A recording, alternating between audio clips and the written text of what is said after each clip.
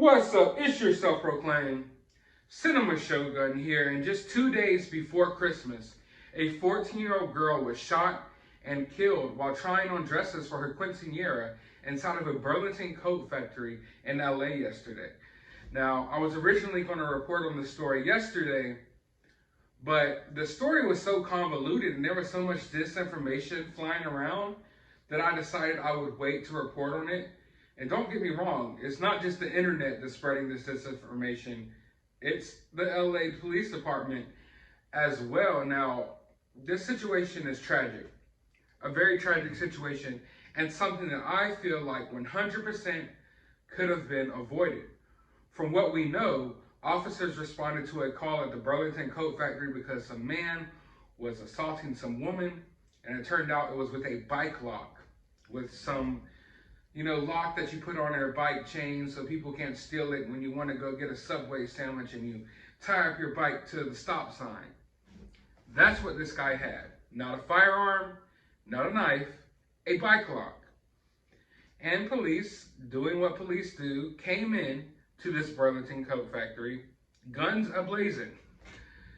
Mind you, it is 2 days before Christmas. This store was packed to the brim with people.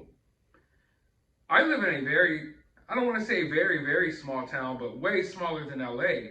And my Burlington coat factory was crammed yesterday with people. So imagine this Burlington coat factory in the middle of LA. Of course, it's probably one of the busiest times of year there. So I would think when officers are responding to a call at a packed store, that maybe they would think twice before shooting, especially when they're shooting at someone who is armed, but not armed with a deadly weapon, if you will. Now, the suspect was killed as well, but the girl was actually trying on dresses in the dressing room when a bullet went through the wall and struck her and killed her. And like I said, the story was so convoluted because at first, the story yesterday, was that this girl got killed in the crossfire between police and a suspect. And that's the story that was told, through various media outlets. It was on the radio as I was shopping yesterday, doing my last minute Christmas shopping. Luckily, I made it home alive. As I was doing my last minute Christmas shopping yesterday, this story came across the radio, and the way that they made it sound was that there was an armed suspect inside of a Burlington coat factory who was shooting at people, and the police came in there and they exchanged fire, and a girl got hit by a stray bullet, in the process. But in reality, that is actually far from the case. Let's just listen to what the first report was from officers on the scene. Listen in. Received a radio call indicating that there was an assault with a deadly weapon in progress at 5710 Laurel Way. Officers responded to that call, and while they were en route, they also received additional radio calls from multiple people indicating that there was a possible shooting in progress, possible active shooter. A number of those individuals indicated that they were sheltering in place and they were taking cover. As the officers were responding, they arrived at this location and began a search looking for a suspect. While conducting that search for the suspect, the officers encountered an individual who was in the process of assaulting another, and an officer-involved shooting occurred. The suspect was struck by gunfire and was subsequently taken into custody. Additionally, we've learned that there was another individual that was also struck by gunfire. Ultimately, the Los Angeles Fire Department responded and pronounced 2 individuals dead at scene. We're at the very preliminary stages of this investigation. There's still a lot of surveillance video to review. There are witnesses to interview. We'll be looking at body-worn video, but there will be more updates that'll be released as more information is made available. So as you can see there, they're talking about they were responding to calls of shots fired and things like that, but there was obviously no shots fired inside of this Burlington coat factory until the LAPD showed up. Now, I'm not mourning the death of this guy who was assaulting some woman with a bike lock. You made the decision to do that. I'm not saying that you should have gotten killed, but it is what it is. Like, I don't agree with anyone beating anyone with a bike lock, especially a man beating on a woman inside of a Burlington coat factory. So I'm not sad that the police shot him. Although I will say, are there no other means to take people down? Is this just what we have, the type of police that we have nowadays? Where I know it's a tough position, but you got a dude with a bike lock going crazy inside a Burlington coat factory, and you got police showing up. Y'all aren't physically equipped to handle this without using deadly weapons? You know? Don't you think lives could have been saved here if you just tried to take this guy down without pulling out guns and without just firing all over the place inside of a crowded store? Like, that's idiotic. And every time not every time, but majority of the time when you see officer-involved shootings, it's overkill. It's not like they just fire one bullet. They fire a hailstorm of bullets. And in those hailstorm of bullets, now we have a 14-year-old girl gone 2 days before Christmas while she was just trying to try on dresses for her quinceañera. I'm not even sure if she knew anything about what was going on. Was she in the dressing room hiding? I don't think so. Possibility. But from my understanding, she was just in there trying on dresses. She wasn't really knowledgeable, but I may be wrong. But from my understanding, that's the way the story is being told. That she didn't even know what was going on here. Unknowingly trying on dresses and get struck by a bullet from a police officer inside of a Burlington coat factory 2 days before Christmas. And I have a huge problem with that. A huge problem with that. Where is the restraint here? Where is it? At no point when entering this Burlington coat factory, do you not think that, hey, maybe, just maybe, we shouldn't open fire in the middle of this crowded store? Now, if the suspect had a gun and they were exchanging fire, maybe that's a different story. But the guy was armed with a bike lock. A bike lock. Like, what else is there really to say? There's really nothing left to say at all. Because it's tragic and it's totally unavoidable. Totally unavoidable. Please, officers, if something's going down inside of a store, don't just run in there and start opening fire because there's tons of people around. That's common fucking sense. It is common sense. That you don't just pull out your guns and start just shooting up the Burlington coat factory because this guy has a bike lock. Now, like I said, I don't feel bad for the dude. We could argue or we could debate whether he deserved that or not. I don't care. At this point, whether this guy deserved it or not is neither here nor there for me.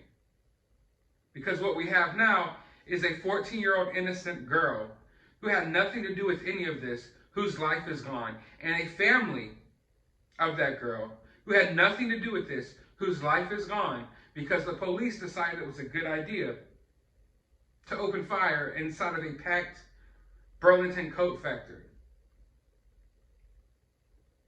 Now, we could sit here and talk about, oh, well, isn't it the guy's fault?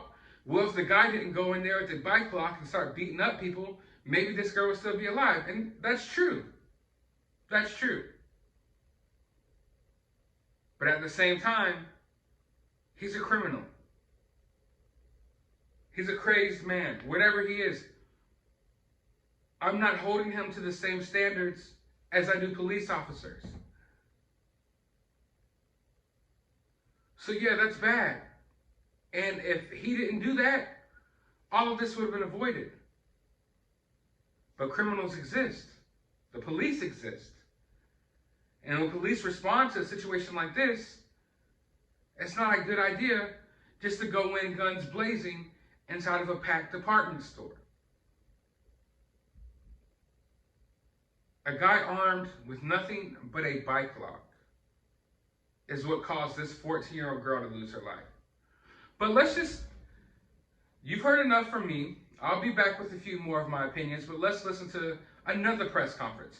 This took place literally like 30 minutes after the first one, but the information is totally different. Let's take a look. Hello, my name is Dominic Choi. I'm Assistant Chief of LAPD, and I'm acting here for Chief Michael Moore today. Just want to provide a little update from what information you received earlier from Captain Stacy Spell. So we had a radio call here of an ADW suspect there now. Multiple radio calls came in. The call was upgraded to possible shots fired. When officers responded and went inside, they went upstairs in search of the suspect. Officers encountered the suspect, and during that encounter, an officer-involved shooting occurred. During that incident, the suspect was struck and passed from the gunfire. A subsequent search of the upper floor, we found a hole in the wall, and behind the drywall, solid wall that you can't see behind, we went behind it. It turned out to be the dressing room of there, and what we did is we were able to locate a 14-year-old female who was found deceased in that dressing room. Now, that's what we know now. These are tragic and unfortunate sequence of events. Our Force Investigation Division is here doing a complete and thorough investigation. Our Inspector General's office is here as well. We have not reviewed the video, the CCTV, the body-worn video, but until we do that, we don't have any further information. Do you have any questions for me? So is the belief that that 14-year-old was struck and killed by the police opening fire? Preliminarily, we believe that round was an officer's round. They killed the suspect. Suspect and the 14-year-old. The suspect had what kind of weapon, and what was he doing that prompted the gunfire? So we don't know exactly yet until we review all the video and interview the officers. We did locate a steel or metal cable lock, a very heavy lock, near the suspect, which we preliminarily believe was involved. We don't know how it was involved yet. And so was the dressing room directly behind? Was it in the line of fire? Is that how this happened? Yes, the dressing room was behind where the suspect was, in front of the officer. And the officers did not know whether anybody was back there? No, in my preliminary walk of the area, you can't see into the dressing rooms, and it just looks like a straight wall of drywall. Did the suspect have a gun? Preliminary, we did not find a gun. However, till the coroner gets here and we do a full search of the suspect, that won't be definitive. But right now, we haven't located a firearm. And the 14-year-old, were they with family? Was a parent here with them, or were they here shopping alone? That I don't know yet. And the 14-year-old was not with the original couple that may have been the target of the assault with a deadly weapon? It's unknown at this time. We don't believe she was related to the person who was originally assaulted. Do we think she was hiding to try to get away? I really don't know.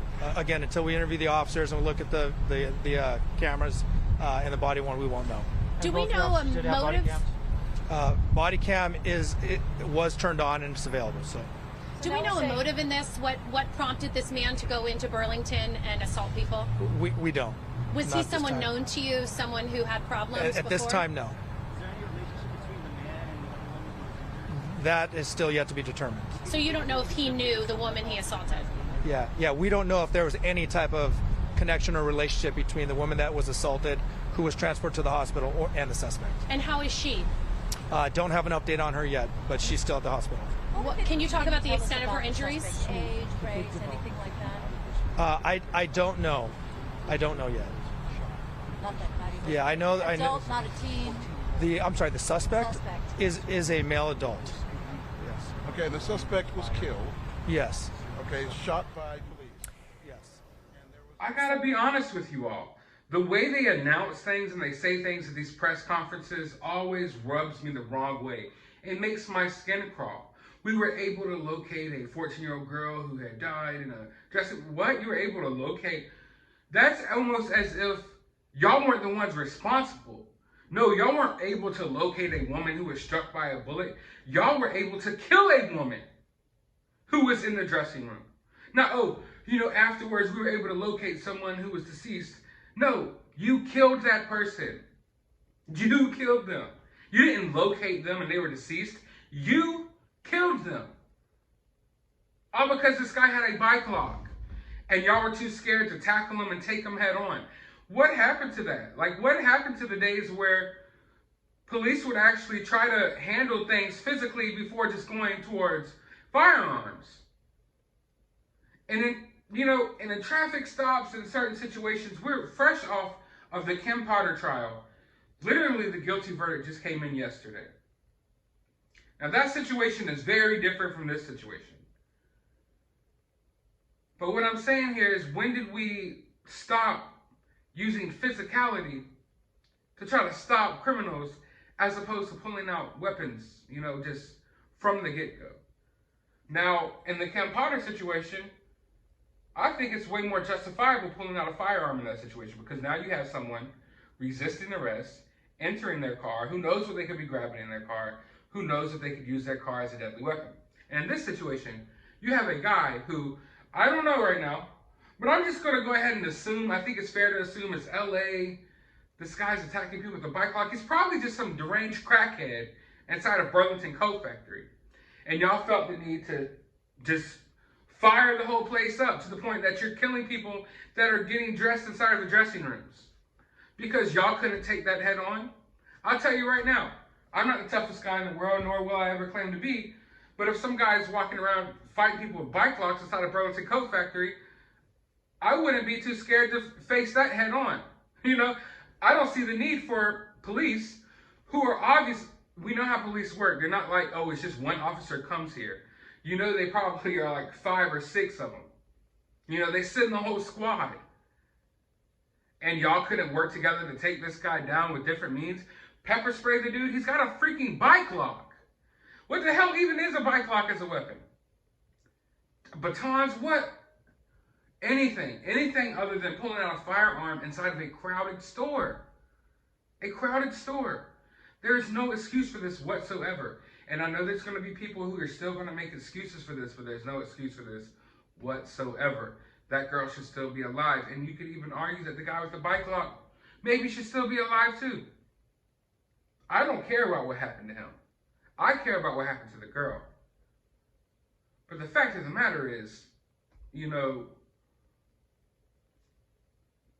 when does it reach a level where, okay, we understand firearms are needed for this situation, but hey, firearms aren't needed for this situation.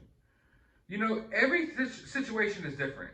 And I understand it's a split moment, you know, you have to be quick on your feet. I understand that. Officers are losing their lives every day. I understand that.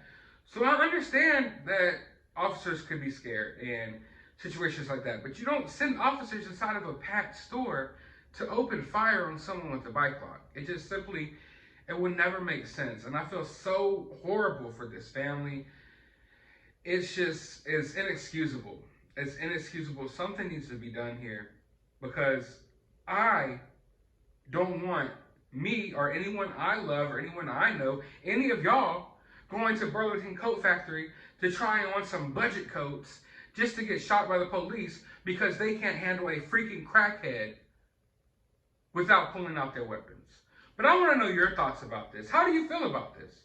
Let me know down in the comments below. You don't have to agree with me, but I'm interested in seeing how everyone feels about the situation. Let me know down in the comments below. As more information comes out, I will be here to report it. Go ahead and hit that thumbs up button, hit that subscribe button, ring that notification bell, go to the description of this video. I will have my CashApp if you would like to support the channel. I have a link to my other YouTube channel. I got a video uploading over there right now. Go subscribe. And a link to my Twitter if you want to follow me over there as well. But as always, find some time out of your day to enjoy the holidays.